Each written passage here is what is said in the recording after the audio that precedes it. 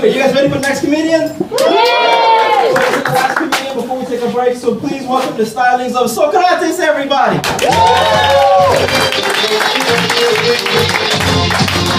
Keep it going, never sure!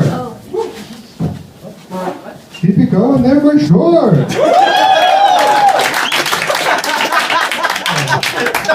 My Dutch isn't so good, but I thought my English was better. I forget something every day, apparently. Yeah, my name is Socrates. I am also American. Appreciate that, thanks. Thanks a lot. But I've been living here for a while, so I'm actually going to become Dutch soon. That's how you know there's a lot of Dutch people in the audience.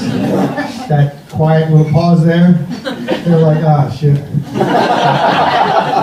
I gotta be supportive, though, you know. Expat audiences, they all cheer. Yeah. Because, you know, I'm young and healthy. Not even close, actually. But I've been living here for a while, and it's a weird thing. You know, I don't know about you, this is all kind of intimidating. I don't know if you're on stage, but I am. And the world of life is intimidating, you know what I mean? That's what I'm trying to say. That's what I'm trying to say. Speaking, it's intimidating in its own way. But it's like a friend of mine was asking me, one of the things, one of the most intimidating things of my life a while ago was the first time I never had sex. And, well, it was an overwhelming experience for me, you know, because I had never been to prison before. But I learned a lot that time. I learned a lot of different things about life. I found out that in some ways being gay and being straight, they're not really that different. As an example, you know, if I go out to a bar and I try to pick up a chick, try to get laid, it's not going to happen. Go to home, no sex. However, as a gay man, if I go out to a bar, I choose not to have sex. At the end of the night, the end result's exactly the same, but the difference is empowering. So I've been living here about 14 years and trying to learn Dutch, which is disempowering. As an American especially, you know. Like you got words with these weird noises in them, and gezellig is a great word, you know. It's a nice thing. This is a gezellig apple, and we all make this fun together, because without us, this is a wine cellar. But gezellig is a great word because it starts with that and ends with a It's got a zel in the middle. So when you get the chance to learn a Dutch word, you take advantage of it if possible. Like for me, I learned the Dutch word aangereden, which unfortunately means to be crashed into. In my case, it was aangereden door een scooterklootzak. It was like I crashed into by this asshole on a scooter. And the guy was in the zoo beating up animals, apparently. Jumped on the scooter, beat me up. And so I got to go to the house of paracetamol, the sicko house.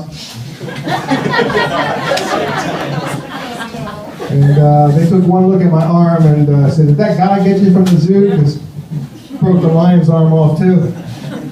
And they took a look at my x-ray and she said to me, "Would you like a shot of morphine?" Apparently the paracetamol was not going to cut it. And but they treated me what they call conservative treatment. Do you know what the Dutch call this thing? It's basically they did nothing, which is very conservative. It's not really treatment. They gave me a blue strap. Anybody hurt an arm in this place? Anybody got a broken bone? Anyone with surgeries? Strokes? Smart. It's not that impossible, yeah? I've had 6 broken bones, 7 operations, and I had a stroke last month. Yeah. Good for you. It's my life.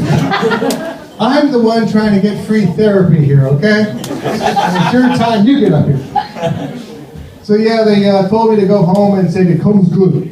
If you had this for a therapist, it's like they teach every doctor and every therapist in this country, the first thing to tell them, "It comes good." It's optimistic, buy some time. It's very cheap. And they told me to keep exercising my arms, because for over a year I could only raise it up about this high, and I had told me to keep pushing it up higher.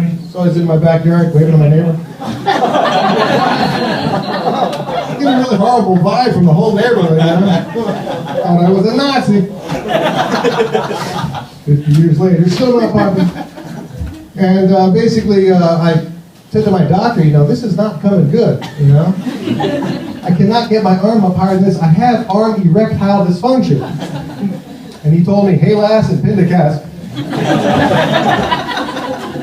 A useless Dutch saying, which unfortunately means, oh well, peanut butter.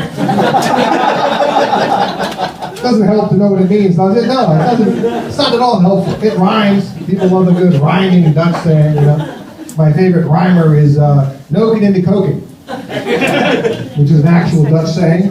Unfortunately, it means fucking in the kitchen. I was here 3 months when I was taught this by Noma. I maybe didn't understand what she was suggesting, I'm not really sure. I've asked people, how do you use noken in de koken in context? No one's ever told me, oh, it's like this. Like, Helaas Pindakaas. Guy smashing you with a scooter. Helaas Pindakaas. The only thing I know that's possible is if you combine noken in de koken with Helaas and Pindakaas, you end up with satay sauce.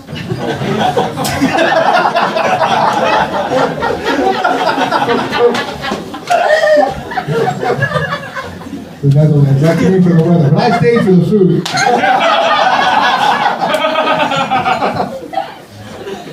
So eventually they did a surgery on me, and that didn't take. I got 12 screws and a bone from a dead guy. And we won. My favorite Dutch guy, unfortunately. And they told me the thing turned necrotic. There's like horrible words in this world. Afraid is not a good one. Necrotic, much worse in its own way. And it doesn't even translate. I didn't even learn a new word. You know what I mean? And so they did another surgery, so I have a reversed shoulder now. I have where I had a ball, now I have a socket. Where I used to have a socket, now I have a ball. So it's possible I have a trans shoulder. Not sure. So yeah, about a month ago, it was nice weather here. You all live here, so you remember like when we didn't have summers? Remember that? I've been here 14 years. Remember the year we didn't have a summer? It was cold as hell one year. It's like July. I was like, I'm wearing my big jacket. Netherlands here. But now global warming, yay! And so it was a nice warm day, and I decided, well, I'll sit outside, have a little stroke. Does anybody else live by themselves? You know what I'm talking about. No one ever caught me either. Not a person in that house. And, I got a little tired afterward, as one does. Thought I'd take a little nap. So I took a little hour nap. I woke up. I had another stroke. Not the good kind either, the kind of fucking thing,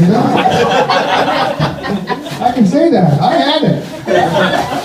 And one thing, when I broke my arm, and I said, can I get an ambulance? They were like, are you going to pass out? And I said, no. They said, take a taxi. Literally.